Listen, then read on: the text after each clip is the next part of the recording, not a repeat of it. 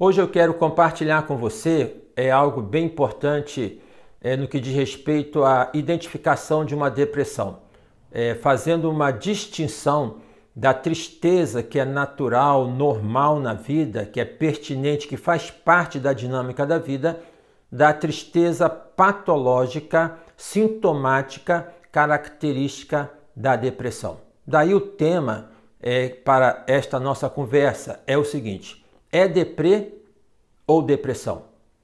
Na década de 70, quando, no contexto das gírias, para poder falar de alguém que estava triste, a palavra usada era fossa.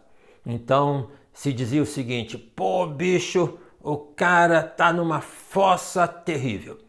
É a forma de poder dizer, tá numa tristeza, tá num abatimento. Hoje não tem mais a palavra fossa, hoje é a palavra deprê, tá numa deprê. Então a fossa e a deprê apontam para um sentimento, não necessariamente para uma depressão. Uma coisa é uma coisa, outra coisa é outra coisa. O que acontece é que no momento que estamos vivendo, há um imperativo da felicidade, ou seja, uma tendência grande em poder rejeitar todo e qualquer sentimento de tristeza, de abatimento, deve ser tirado, deve ser alijado. Como? Se faz parte da vida. O autor Anselmo Grum, filósofo e teólogo, no livro A Felicidade das Pequenas Coisas, ele destaca que a depressão é um convite para dizer adeus às exigências exageradas a que nos submetemos. Não seria o imperativo da felicidade uma dessas exigências? Creio que sim. Tenho praticamente certeza que sim. É um fato que nós podemos colocar um ao lado do outro. De um lado, o imperativo da felicidade, de outro lado, um crescimento constante de casos de depressão. Então, esta marca da felicidade como sendo uma marca que deve ser perseguida, que deve ser colocada na vida como sendo uma grande característica, ela tem causado a depressão? É uma questão importante para podermos considerar. As pessoas tendem a imaginar que a vida é uma linha reta. Então, assim, uma linha reta e não numa reta no sentido horizontal, mas assim numa reta crescente. Então a gente vai crescendo assim linearmente, tá?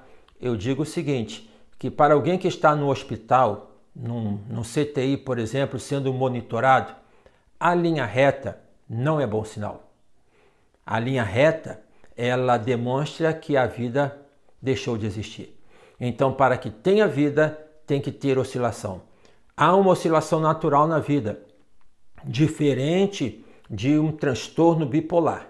Há uma oscilação natural na vida, quando em alguns momentos na vida nós nos sentimos abatidos.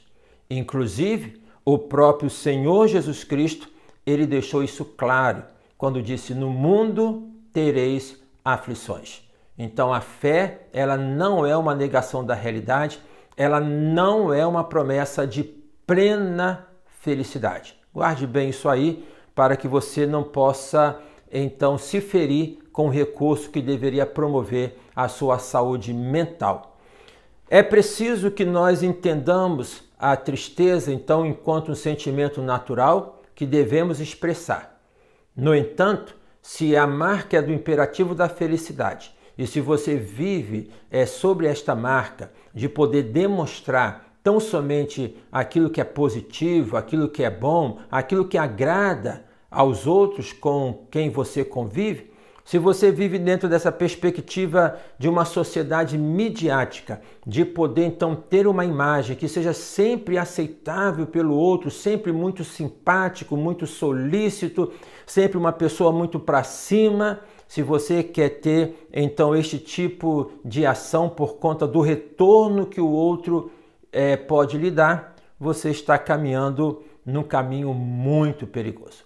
Quando não se admite a tristeza, quando na verdade se engole a tristeza, como forma de poder tão somente deixar e passar aquilo que é bom, há um acúmulo na vida emocional. E este acúmulo, de acúmulo em acúmulo, ele promove uma explosão. Em algum momento vai explodir. No caso da depressão, é uma implosão. A pessoa, então, de tanto acumular os seus sentimentos, no caso aqui a tristeza, ela implode. Portanto, fica aí claro uma questão. Há uma tristeza que é natural na vida, diferente de uma tristeza enquanto sintoma da depressão. Uma tristeza que precisa ser admitida, sentida, que deve ser compartilhada, falada e usada como um fator criativo. Quando se tem um movimento de abafa, ou seja, de poder reter, de não poder falar, não dá certo. Acontece isso que eu já compartilhei agora há pouco, que é da explosão. Na depressão, uma implosão. O psicanalista Christian Dunker, ele diz o seguinte: o depressivo se faz de morto, se culpa, se imobiliza para se identificar com o morto. Ou seja, de tanto guardar silêncio, de tanto poder guardar a tristeza e de não falar, ele acaba dentro desta condição onde ele se faz de morto. Não é um movimento consciente, é um movimento inconsciente. O isolamento do depressivo é sintoma da depressão. Ele é convidado o tempo todo para que possa estar na festa, mas o tempo todo ele se retira da festa. Andrew Solomon fala que o depressivo é aquele que se retira da festa para a qual é insistentemente convidado. A tristeza, portanto, é um sentimento legítimo. É um sentimento natural na vida, que promove a vida. Eu tenho dito que ninguém alcança as grandes lições da vida num parque de diversões, na praia. Alcançamos as grandes lições da vida no meio das dificuldades, no meio, então, das tribulações. Não há nenhum culto à tristeza nisso que eu estou dizendo. Devemos aproveitar com certeza os momentos bons, mas o fato é que as grandes lições que nós alcançamos na vida, nós as alcançamos nas dificuldades onde nós enfrentamos. Portanto, há um valor da tristeza. Inclusive, este é o tema de uma pesquisa e de um artigo que foi publicado na revista Época em 29 de fevereiro de 2008, tendo por autoria Davi Cohen, Amaury Segala, Kátia Mello e Marta Mendonça. Bem interessante, eu quero aqui fazer 2 destaques deste texto, o valor da tristeza. Primeiro é o seguinte: no mundo altamente competitivo, estar triste pode ser interpretado como sinal de fraqueza. E isso ninguém quer, com certeza.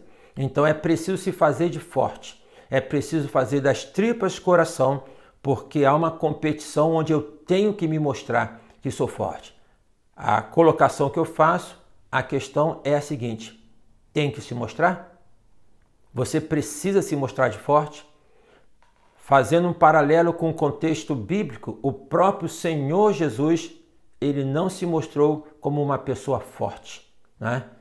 Tem um relato na Bíblia, no livro de Filipenses, escrito pelo apóstolo Paulo, em que ele diz o seguinte, que devemos ter o mesmo sentimento que houve em Cristo Jesus, que sendo na forma de Deus, assumiu a condição de homem e se humilhou e foi até a cruz. Ou seja, nós não encontramos no relato dos evangelhos o Senhor Jesus dentro de uma vertente onde ele se apresenta como alguém super poderoso, muito embora poderoso fosse enquanto filho de Deus, mas tendo ali a perspectiva da vida humana que comporta as fraquezas. Jesus chorou, Jesus parou para beber água, Jesus teve fome, Jesus foi um homem e que dignificou a humanidade. Portanto, se a sociedade pede que você se faça de forte para poder ser admirado, e se você entra nesta vertente de demonstrar aquilo que pedem de você, você pode estar trilhando um caminho perigosíssimo. A segunda colocação deste texto, O Valor da Tristeza, é uma reflexão bem interessante. Diz o seguinte: será que Beethoven teria composto a 9ª Sinfonia se, em vez de usar a música para aquietar o espírito, tomasse antidepressivos? Fica aí uma reflexão bem interessante, né? Porque há uma indústria farmacêutica para medicalizar os sentimentos. Os remédios são importantíssimos no tratamento das mais variadas doenças, inclusive da depressão. Mas usar ansiolíticos ou antidepressivos como forma de poder medicalizar a emoção não é algo que faz bem para a saúde, para o corpo como um todo.